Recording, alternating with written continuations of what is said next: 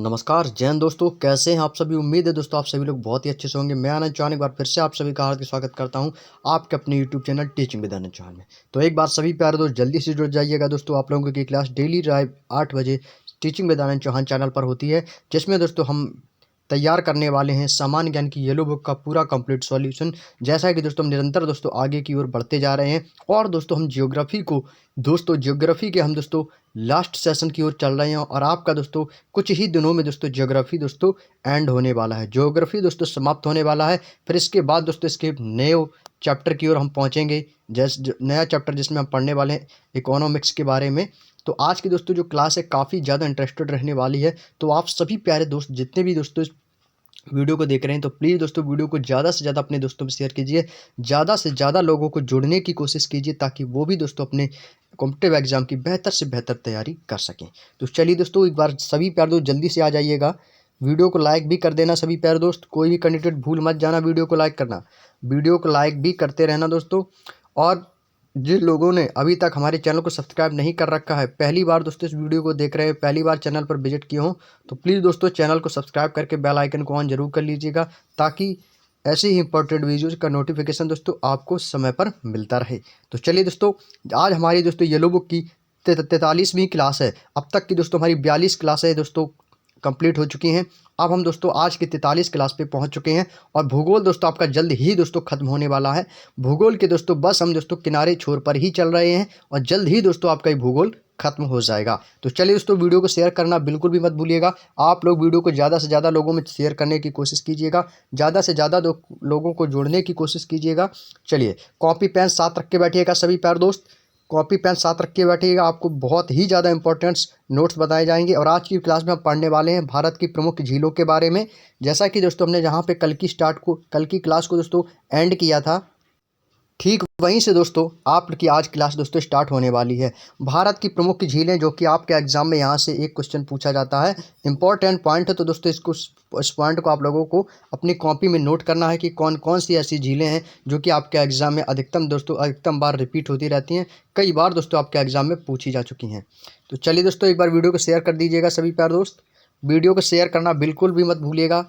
चलिए एक तरफ सभी प्यारे दोस्त, पहले तो आप सभी लोग अपनी कॉपी में एक तरफ लिखेंगे झील और दूसरी तरफ लिखेंगे राज्य। आपको कुछ इस प्रकार का चार्ट बनाना है और उसमें आपको लिखना है कि कौन सी झील किस राज्य में स्थित है। आपके एग्जाम में दोस्तों यहाँ से कई बार क्वेश्चन पूछे जाते हैं। कुछ क्वेश्चन तो दोस्तों आपको ऐसे देखने को मिलेंगे जो कि आपके एग्जाम में काफ़ी बार रिपीट ही होते रहते हैं। कोई भी एग्जाम हो प्रैक्टिस सेट उठा के देखना दोस्तों, आपको ऐसे ऐसे क्वेश्चन मिलेंगे इसी बुक से जो कि कई बार आपके एग्जाम में पूछे जा चुकी हैं। तो चलिए दोस्तों तैयार रहिएगा अपने नोट्स बनाने के लिए और दिमाग को कंसंट्रेट कर लीजिएगा, दिमाग को इधर उधर मत चलाइएगा, अपना स्तर पर फोकस करना है इस वीडियो में। आज की इस वीडियो आप बहुत ही ज़्यादा इंटरेस्टेड रहने वाली है। जिस भी कैंडिडेट ने यदि शुरू से लेकर कंप्लीट इस वीडियो को देख लिया ना, तो समझ लो वो आपका एग्जाम में दोस्तों यहाँ से वो 1 नंबर 2 नंबर पक्के करके जा रहा है। वो 1 नंबर 2 नंबर पक्के ही होने वाले हैं उसके एग्जाम में, तो शुरू से कंप्लीट जरूर देखिएगा। चलिए बात करते हैं दोस्तों सबसे पहले डल झील की। डल झील जो है ये दोस्तों आपके जम्मू कश्मीर राज्य में स्थित है। कहाँ पे स्थित है? जम्मू कश्मीर में स्थित है डल झील। तो डल झील दोस्तों बहुत ही ज़्यादा इंपॉर्टेंट क्वेश्चन है। ये ऐसा क्वेश्चन है जो कई बार आपके एग्जाम में रिपीट होता है। तो इंपॉर्टेंट लगाएंगे दोस्तों, लिखना है आपको डल झील किस राज्य में स्थित है? जम्मू कश्मीर में। और साथ ही साथ दोस्तों स्क्रीनशॉट भी लिए चलना। अगला है दोस्तों बैरीनाग। बैरीनाग कहाँ पे है दोस्तों? जम्मू कश्मीर में। बैरीनाग दोस्तों कहाँ पे स्थित है? ये आपका जम्मू कश्मीर राज्य में स्थित है बैरीनाग झील। आप लोगों को दोस्तों कुछ मैं ऐसी ट्रिक भी बताने वाला हूं जो कि दोस्तों आपको ये भारत की प्रमुख झीलें बेहद आसान लगेंगी, बेहद आसान लगेंगी दोस्तों। आपको कुछ ऐसी ट्रिक बताने वाला हूं कि जो कि भारत की प्रमुख झीलें दोस्तों आपको तुरंत चुटकियों में याद हो जाएंगी।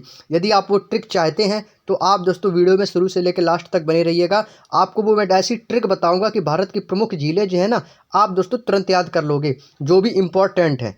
कैसे वो आपको बताता हूँ। पहले दोस्तों आप सभी लोग पहले वीडियो को लाइक करिएगा, वीडियो को लाइक करिएगा और चैनल को सब्सक्राइब भी कर लीजिएगा जिन लोगों ने अभी तक नहीं किया है। अगला है दोस्तों बैरीनाग। बैरीनाग ये भी दोस्तों आपका जम्मू कश्मीर की झील है। शेषनाग, शेषनाग ये भी आपकी दोस्तों जम्मू कश्मीर की झील है, सुनते रहिएगा। नेक्स्ट है दोस्तों वुलर झील। वुलर झील ये भी आपकी जम्मू कश्मीर की झील है। नेक्स्ट है दोस्तों मानसबल। मानसबल जो झील है ये भी आपकी जम्मू कश्मीर की झील है। इसके बाद चलते हैं अनंतनाग। अनंतनाग ये भी आपकी जम्मू कश्मीर में झील स्थित है। और उसके बाद है नागिन झील। नागिन झील जो है ये भी आपकी जम्मू कश्मीर राज्य में स्थित है। क्लियर दोस्तों। अब इसके बाद पेरियार आ रही है, वो आपकी केरल की है। चलिए पहले बात कर लेते हैं जम्मू कश्मीर में कौन सी ट्रिक है। दोस्तों आपने एक चीज़ को नोटिस किया होगा कि इस जो झील है, जो जम्मू कश्मीर में राज्य की जितनी भी झीलें हैं उनमें दोस्तों आप लोगों को कुछ नांग यानी कि नांग जैसे शब्द आपको देखने को मिल रहे होंगे। जैसे कि आपका बैरी नाग हुआ, और उसके बाद शेष नाग हुआ, उसके बाद अनंतनाग हुआ और नागिन हुआ। ये दोस्तों 4 झील ऐसी हैं जिसमें दोस्तों सर्प समूह का वर्णन हो रहा है। जैसे कि नागिन, अनंतनाग, शेष नाग, बैरी नाग। नाग मीन्स क्या होता है दोस्तों? सांप होता है। तो ये जितने भी नाग वाली झीलें यदि आपके एग्जाम में पूछी जाती हैं तो दोस्तों वहाँ दिमाग मत लगाना बिल्कुल भी, तुरंत आपको जम्मू कश्मीर ऑप्शन पर क्लिक कर देना है। ज़्यादा दिमाग नहीं लगाना, ज़्यादा दिमाग लगाओगे तो गलत करके आओगे। सीधी सी बात बता रहा हूँ दोस्तों। यदि आपके एग्जाम में कोई भी झील यदि पूछी जाती है कि कौन सी झील किस राज्य में स्थित है, तो दोस्तों यदि आपकी झील में किसी नाग का नाम आता है, अनंतनाग, बैरी नाग, शेष नाग, नागिन जो भी आए, तो आप उसको जम्मू कश्मीर पर ऑप्शन पे क्लिक करके आना है। आपका दोस्तों 100 नहीं 200% दोस्तों आपका बिल्कुल करेक्ट आंसर जाएगा। तो नांग वाले जितने भी ऑप्शन रहेंगे वो सभी आपकी जम्मू कश्मीर में झील स्थित है। क्लियर दोस्तों। ट्रिक कैसी लगी कमेंट बॉक्स में बताइएगा। ट्रिक तो खैर नहीं है ये दोस्तों, एक नोटिस करने वाली चीज़ है कि सभी में नांग आ रहा है, जम्मू कश्मीर हो जाएगा। बाकी की इंपॉर्टेंट कौन सी है? देखो नांग वाली बड़ी इंपॉर्टेंट ना हो, लेकिन आपको सभी याद हो गई। क्लियर। अब बात करते हैं आपको कौन कौन सी याद करनी है। बुलर झील मोस्ट इंपॉर्टेंट लगाएंगे, रिपीटेड होने वाली क्वेश्चन है। बुलर झील जम्मू कश्मीर में है। क्लियर दोस्तों। डल झील जम्मू कश्मीर में है। और मानस बल, मानस बल जो है ये भी आपकी दोस्तों जम्मू कश्मीर में स्थित है। कुछ ना कुछ तो याद करना तो पड़ेगा दोस्तों, कुछ ना कुछ तो हमें याद भी करना पड़ेगा और कुछ ना कुछ हमें शॉर्टकट तरीका भी अपनाना होगा, कुछ हमें बेसिक कॉन्सेप्ट भी लेने होंगे और कुछ हमें गहराई से जाके उस क्वेश्चन के आंसर को निकालना होगा। तो यानी कि दोस्तों हमें सब कुछ करना होगा, तब जाके हमें उसका सटीक उत्तर मिलेगा। ठीक है दोस्तों। तो याद रखिएगा कौन कौन से आपको झीलें बताई। डल झील कभी मत भूलिएगा, बुलर झील कभी मत भूलिएगा और मानस बल भी याद रख लीजिएगा। ये सभी आपकी जम्मू कश्मीर में है। और बाकी की जो नाग वाली हैं ये तो आपको याद चुटकियों में हो ही गई होगी। अब आप ही लोग मुझे ये बताइए कि आप लोगों में से ऐसा कोई भी कैंडिडेट नहीं होगा, आप लोगों में से जो भी इस क्लास को देख रहे हैं, आप लोगों में से ऐसा कोई भी कैंडिडेट नहीं होगा जिसको दोस्तों जम्मू कश्मीर की जितनी भी झीलें वो याद ना हुई हों। बताइएगा दोस्तों, कमेंट बॉक्स में जरूर बताइएगा। ऐसा कोई भी कैंडिडेट नहीं बचेगा जिसको दोस्तों जम्मू कश्मीर में जितनी भी झीलें हैं वो दोस्तों आपको इस वीडियो में देखते ही देखते याद होगी। यदि आप नोट्स भी नहीं बनाए होंगे, यदि आपने सिर्फ देखा है और हमारी बातों को सुना है, तो दोस्तों आपको जम्मू कश्मीर की जितनी भी झीलें हैं वो आपको दोस्तों चुटकियों में याद हो गई होंगी। सिर्फ वीडियो को देखते और सुनते ही याद हो गई हैं। कितने लोग इस बात से सहमत हो कमेंट बॉक्स में थम्स अप जरूर कीजिएगा। वीडियो के लास्ट में कितने बात से लोग सहमत हैं जिसको जम्मू कश्मीर की झीलें जितने भी हैं वो आपको चुटकियों में याद हो गई, तो दोस्तों थम्स अप जरूर कीजिएगा। दोस्तों इस चैनल की यही खासियत है कि हम कई बार एक क्वेश्चन को कई बार रिपीट करते हैं, ताकि आपको देखते और सुनते ही सुनते यहाँ से आधे से ज़्यादा चीज़ें आपकी याद हो जाती हैं। बाकी के दोस्तों आप नोट्स तो बनाते ही हैं, बाद में उसका रिवीजन भी करते हैं। चलिए अगले पॉइंट पे चलते हैं। अगली है दोस्तों पेरियार झील। पेरियार झील केरल की दोस्तों आपकी 3 प्रमुख झीलें हैं। यदि आपने इस तीनों झीलों को याद रख लिया तो आपके एग्जाम में 100% है कि यहाँ से एक क्वेश्चन जरूर देखने को मिल सकता है। अब झील में से कौन सा, या तो आपको जम्मू कश्मीर से भी पूछ सकता है, महाराष्ट्र की झील से पूछ सकता है, केरल में जितनी भी झीलें कहीं ना कहीं से पूछ सकता है। लेकिन आपको पेरियार झील याद रखनी है, अष्टमुड़ी झील याद रखनी है और बेम्बानड झील। ये तीनों आपकी दोस्तों केरल में झीलें पाई जाती हैं। कहाँ पर पाई जाती हैं दोस्तों? तीनों केरल की हैं। जिनमें से आप यदि बेम्बानड याद नहीं रख पा रहे हैं तो कोई दिक्कत नहीं, लेकिन पेरियार झील और अष्टमुड़ी झील ये दोस्तों आपको 100 नहीं पूरे 200% दोस्तों आपको याद रखनी होंगी। पेरियार झील केरल में स्थित है, अष्टमुड़ी झील केरल में।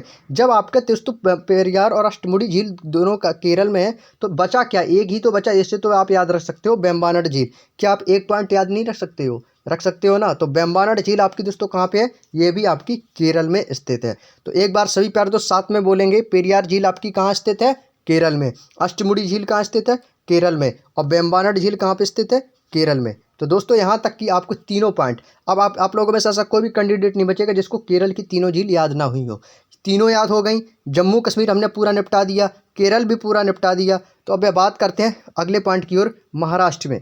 लोनार झील मोस्ट इंपॉर्टेंट लगाएंगे। ये क्वेश्चन आपके एग्जाम का रिपीटेड है, जैसे पेरियार आपका रिपीटेड होता है और आपका अष्टमुडी झील रिपीटेड होती है, ठीक वैसे ही दोस्तों लोनार झील कई बार एग्जाम में दोस्तों ये रिपीट हुआ है। इंपॉर्टेंट लगाएंगे सभी प्यारे दोस्त, मोस्ट इंपॉर्टेंट है पॉइंट। आपकी क्लास दोस्तों बहुत ही खास रहने वाली है आज की, तो शुरू से लेकर इस क्लास को कंप्लीट यदि किसी भी बंदे ने देख लिया तो समझ लो वो यहाँ से 2 नंबर अपने पक्के करके जाएगा। तो लोनार झील दोस्तों आपकी कहाँ पर स्थित है? महाराष्ट्र में। लोनार झील कहाँ पर स्थित है? महाराष्ट्र में, याद रखिएगा, भूलिएगा मत बिल्कुल। चलिए अगले पॉइंट की ओर चलते हैं। तो याद रखिएगा महाराष्ट्र की एक ही झील जो कि आपके एग्जाम में अक्सर पूछी जाती है, वो है आपकी लोनार झील। केवल एक झील आपको याद रखनी है, वो भी बहुत ही ज़्यादा इंपॉर्टेंट है। चलिए कुछ प्रमुख झीलें और हैं, जैसे कि जयसमंद। जयसमंद जो झील है ये आपकी दोस्तों राजस्थान में स्थित है। कहाँ पे स्थित है? जयसमंद झील आपकी राजस्थान में स्थित है। नेक्स्ट है दोस्तों सांभर। सांभर झील ये भी आपकी राजस्थान में स्थित है। उसके बाद है दोस्तों डीडवाना। डीडवाना झील ये भी दोस्तों आपकी राजस्थान राज्य में स्थित है। उसके बाद है दोस्तों पुष्कर। पुष्कर झील कहाँ पे स्थित है? राजस्थान में है। पुष्कर से आपको याद आया होगा कि हमने आपको पिछली क्लास में बताया था, जो आपकी पिछली क्लासें हो चुकी हैं, जिन लोगों ने अभी तक उन क्लासों को नहीं देखा है, उन क्लासों की सभी वीडियो आपकी प्लेलिस्ट में पड़ी हुई हैं, तो आप उन क्लासों को जरूर देखिएगा। बहुत ही ज़्यादा आप लोगों को उसमें क्लास में बहुत ही ज़्यादा इंपॉर्टेंट क्वेश्चन देखने को मिलेंगे। दोस्तों पुष्कर मेला कहाँ लगता है? जो आपका राजस्थान में लगता है।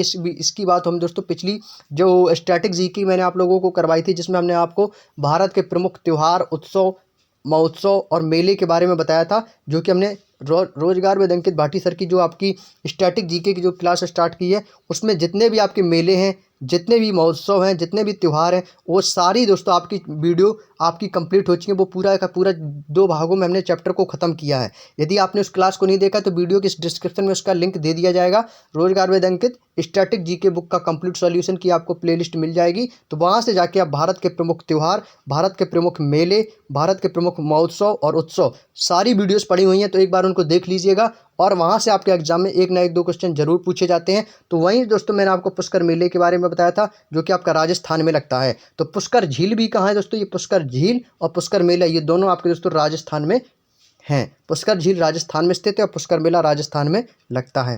क्लियर? और बाकी के जो आपको याद रखने हैं वो है दोस्तों जयसमंद झील, सांभर झील और डीडवाना झील। तीनों इंपॉर्टेंट है। डीडवाना झील काफ़ी बार एग्जाम में आई हुई है, तो मत भूलिएगा। सांभर झील भी दोस्तों काफ़ी बार आपके एग्जाम में आई है। और जयसमंद, यानी कि दोस्तों कुल मिला के आपको ये चारों झीलें याद रखनी होगी। जयसमंद, सांभर, डीडवाना और पुष्कर, ये सभी झीलें आपकी दोस्तों राजस्थान राज्य में हैं। तो एक बार स्क्रीनशॉट ले लीजिएगा सभी प्यारे दोस्त अपने नोट्स बनाने के लिए। चलिए आगे बढ़ते हैं दोस्तों। अगला है दोस्तों खुरपा ताल।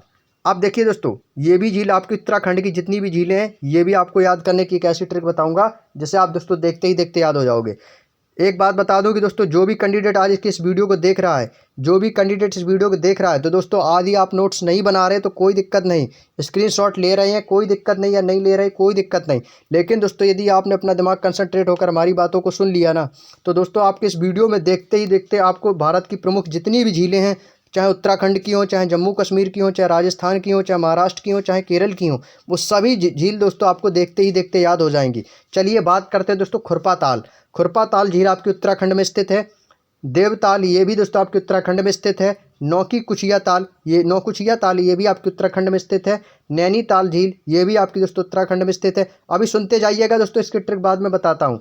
सात ताल झील ये भी आपकी उत्तराखंड में स्थित है। माला ताल झील ये भी आपकी उत्तराखंड में स्थित है। उसके बाद है दोस्तों आपकी राकस ताल झील ये भी दोस्तों आपकी उत्तराखंड में स्थित है। आप लोगों ने अभी तक दोस्तों उत्तराखंड की जितनी भी झीलें पड़ी हैं, क्या आपने दोस्तों इसमें कुछ पॉइंट को नोटिस किया? जानते हो क्या? क्योंकि दोस्तों आपकी जितनी भी झीलें हैं, सभी के दोस्तों लास्ट के 2 अक्षरों में ताल आ रहा है। क्या आ रहा है दोस्तों? ताल। जैसे कि खुरपा ताल, ताल आया। देवताल, ताल आया। नौकुचिया ताल, ताल आया। नैनीताल, ताल आया। सात ताल, ताल आया। सभी के लास्ट में आपको ताल मिल रहा है। माला ताल, राकस ताल। यानी कि दोस्तों सिंपल सा फंडा है कि आपके एग्जाम में यदि भी कोई भी झील के अंत में दोस्तों ताल जैसे वर्ड आ रहे हैं, ताल जैसे शब्द अंत में मिल गए, नैनीताल, सात ताल, माला ताल, राकस ताल, खुरपा ताल, नौकुचिया ताल, देवताल, जो भी आपके दोस्तों ताल वाले वर्ड मिल जाएं, तो आपको वहाँ पे दिमाग नहीं लगाना है मेरे दोस्तों, दिमाग ज़्यादा नहीं लगाना। सीधे आपको दोस्तों उत्तराखंड पे क्लिक कर देना है। कहाँ पे दोस्तों? उत्तराखंड वाले ऑप्शन पर आपको क्लिक करके आना है। 100 नहीं, आपके 200% दोस्तों आपका आंसर बिल्कुल सही जाएगा। झील में लास्ट में दोस्तों ताल मिल जाए तो समझ लेना कि वहाँ पे आपकी कौन सी झील है, उत्तराखंड। बस आपको दोस्तों ये उत्तराखंड याद रखना है दोस्तों।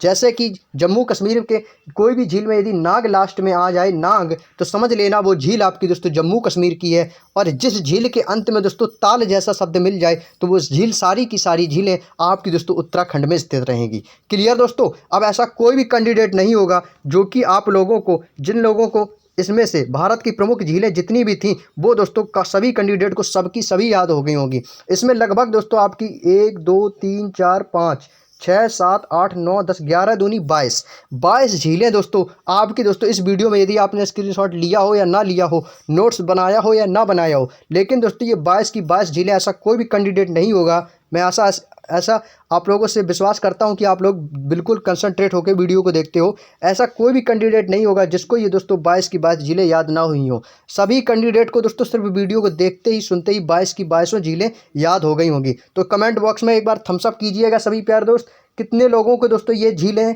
याद हो गई हैं। तो वीडियो के लास्ट में थम्स अप जरूर कीजिएगा।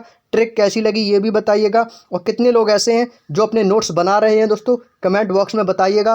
कौन, मैं भी तो देखूं कौन कौन ऐसे कैंडिडेट हैं जो दोस्तों नोट्स बना भी रहे हैं कि ऐसे ही वीडियो को सुन रहे हैं, देख रहे हैं। सभी प्यारे दोस्त वीडियो के लास्ट में कमेंट करके जरूर बताइएगा कि कितने लोग ऐसे कैंडिडेट हैं जो दोस्तों नोट्स भी बना रहे हैं, और आप लोगों को ये ट्रिक कैसी लगी तो बताइएगा। और कितने लोगों की दोस्तों भारत की प्रमुख झीलें जो वीडियो को देखते ही सभी याद हो गई हैं, वो भी दोस्तों कमेंट बॉक्स में थम्स अप जरूर करें। चलिए दोस्तों आगे बढ़ते हैं। दोस्तों यदि आपको ये क्लास दोस्तों इंटरेस्टेड लग रही हो तो प्लीज़ दोस्तों वीडियो को लाइक शेयर करना बिल्कुल भी मत भूलिएगा।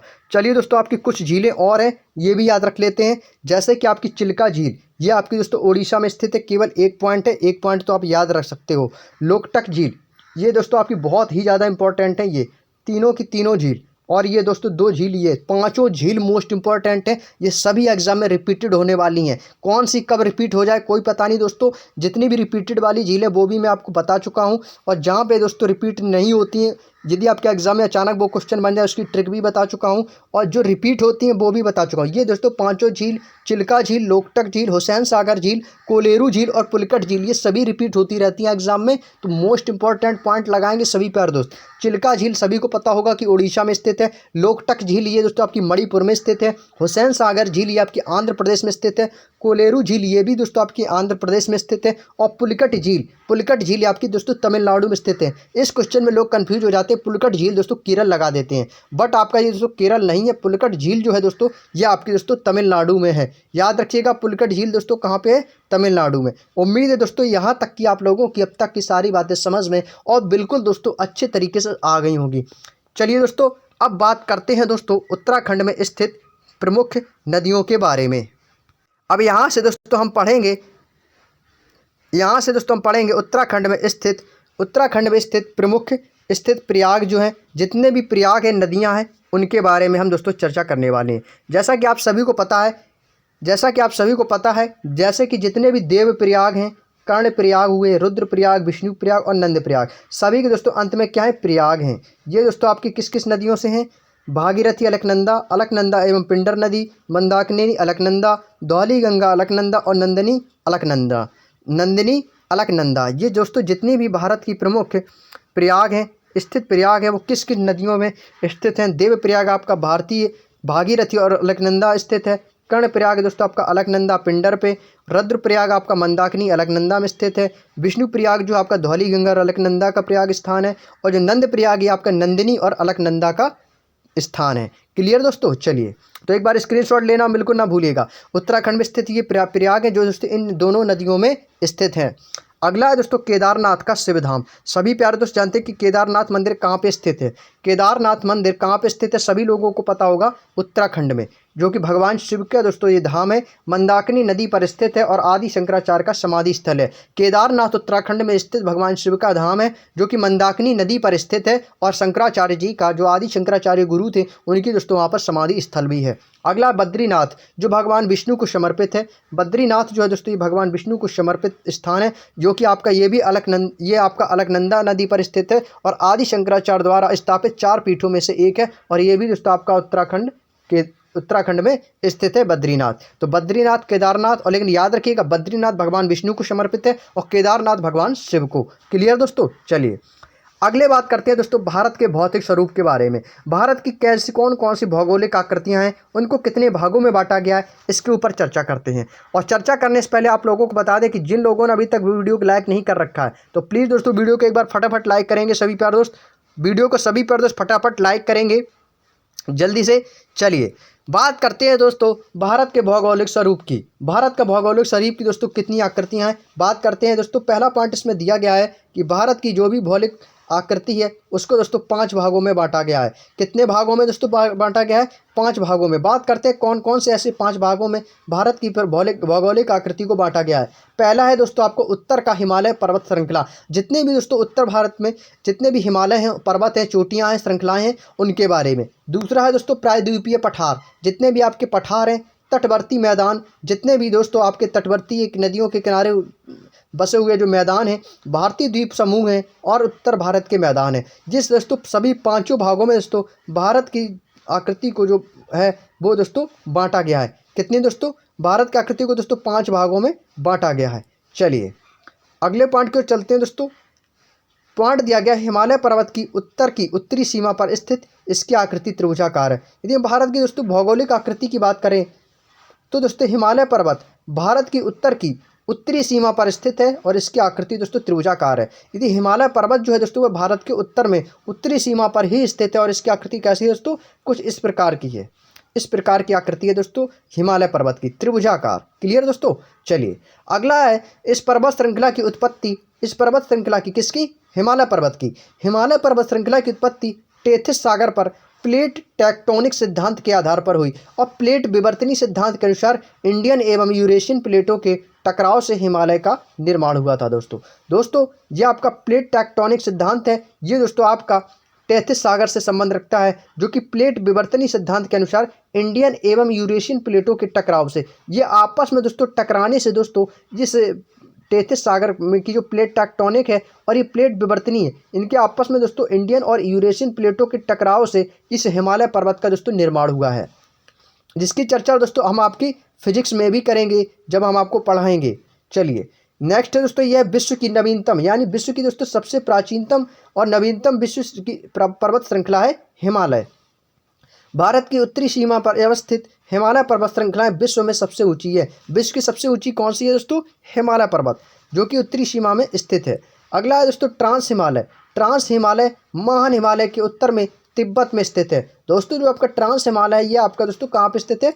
तिब्बत में। भारत की सबसे ऊंची, याद रखिएगा विश्व की नहीं पूछी है, भारत की सबसे ऊंची चोटी जो है वो केटू या गॉडविन ऑस्टिन केटू के नाम से भी जाना जाता है, जो कि काराकोरम श्रेणी में स्थित है। सबसे ज़्यादा इंपॉर्टेंट लगाएंगे आपके सभी प्यारे दोस्तों, आपको श्रेणी भी पूछी जाती है, आपके एग्जाम में पूछी जा चुकी है कि भारत की सबसे ऊंची चोटी गॉडविन ऑस्टिन किस श्रेणी में स्थित है? तो याद रखिएगा काराकोरम श्रेणी में स्थित है, जिसकी ऊंची चोटी का नाम क्या है? केटू गॉडविन ऑस्टिन। अगला है बृहद हिमालय। बृहद हिमालय लघु हिमालय से मेन सेंट्रल थ्रस्ट द्वारा अलग होती है। दोस्तों आपके एग्जाम में पूछा जाता है कि लघु हिमालय से मेन सेंट्रल थ्रस्ट द्वारा कौन सा हिमालय अलग होता है, तब आपका जवाब हो जाएगा दोस्तों बृहद हिमालय। तो चलिए दोस्तों उम्मीद है दोस्तों आप लोगों को यहाँ तक की सारी बातें समझ में आ चुकी होंगी। तो एक बार सभी पर दोस्तों इसका स्क्रीनशॉट ले लेंगे, चलिए, जिससे कि आपको नोट्स बनाने में दोस्तों कोई भी समस्या खड़ी ना हो। चलिए अगले पॉइंट की ओर चलते हैं दोस्तों। चलिए दोस्तों अगला पॉइंट है कि माउंट एवरेस्ट विश्व की सर्वोच्च चोटी है। इसे दोस्तों तिब्बती भाषा में चोमोलुंगमा एवं नेपाल में दोस्तों सागर माथा कहा जाता है। अलग अलग भागों में अलग अलग भाषाओं में दोस्तों इसको कुछ और कहा जाता है। जैसे कि माउंट एवरेस्ट विश्व की सर्वोच्च चोटी है, इसे तिब्बती भाषा में, जो तिब्बत की भाषा है उसको दोस्तों चोमोलुंगमा एवं नेपाल में सागर माथा कहा जाता है। याद रखिएगा नेपाल का बहुत बार पूछा गया है एग्जाम में। नेक्स्ट है दोस्तों मध्य हिमालय महान हिमालय के दक्षिण में स्थित है। जो हिमालय का दोस्तों जो मध्य का भाग है वो दोस्तों आपके महान हिमालय में स्थित है, महान हिमालय के दक्षिण भाग में स्थित है। नेक्स्ट लघु हिमालय की ढालों पर पाए जाने वाले छोटे छोटे घास के मैदानों को कश्मीर में मर्ग कहते हैं, जैसे कि गुलमर्ग और सोनमर्ग। मर्ग देखो ये सबसे लास्ट में आ रहा है ना, सभी के अंत में मर्ग आ रहा है। तो लघु हिमालय जो ढाल पर दोस्तों जो छोटे छोटे घास के जो मैदान होते हैं उनको दोस्तों मर्ग कहते हैं। गुलमर्ग होगा, सोनमर्ग होगा, ये दोस्तों आपके कश्मीर में स्थित है, कश्मीर मर्ग में।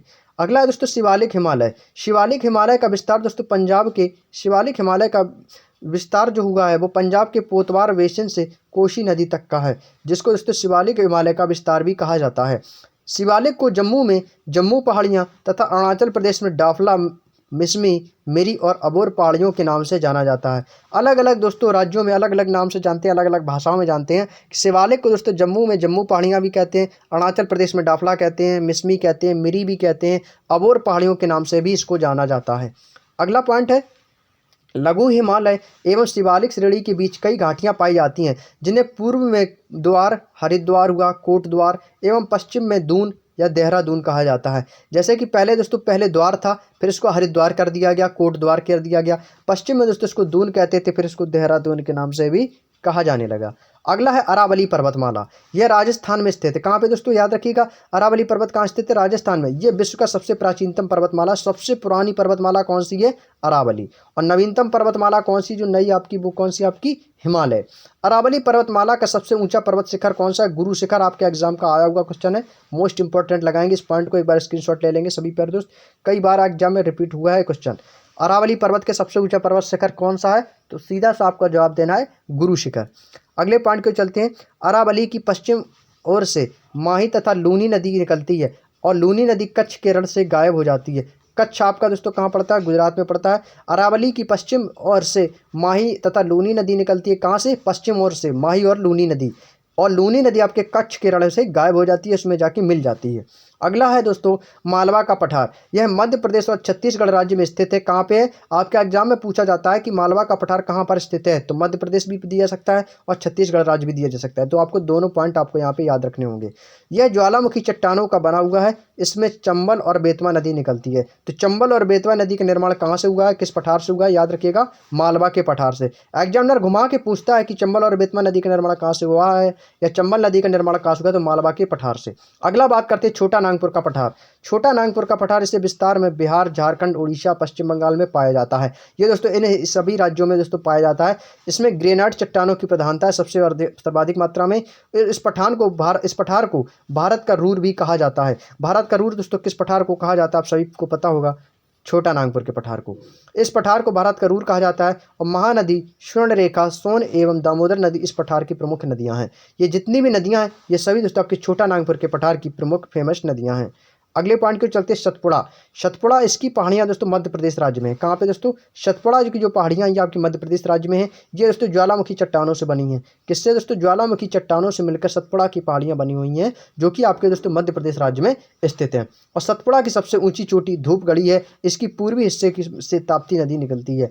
ताप्ती नदी जो है वो सतपुड़ा पर्वत की पूर्वी हिस्से से निकलती है, जो कि सबसे ऊंची चोटी धूपगढ़ी है। धूपगढ़ी इसकी सतपुड़ा पर्वत की सबसे ऊंची चोटी है। अगला दोस्तों नीलगिरी। नीलगिरी पर्वत यह आपका तमिलनाडु में स्थित है। कहाँ पे दोस्तों? आपको पिछली क्लास में भी बताया था। नीलगिरी जो पर्वत आपका कहाँ पे स्थित है? तमिलनाडु में स्थित है, जो एक ब्लॉक पर्वत है। आपके एग्जाम में काफ़ी बार इस क्वेश्चन को पूछा गया है, कई बार रिपीट हुआ है कि ब्लॉक पर्वत कहाँ पर स्थित है, तो आपका तमिलनाडु, क्योंकि ब्लॉक पर्वत जो है आपका नीलगिरी को ही कहते हैं।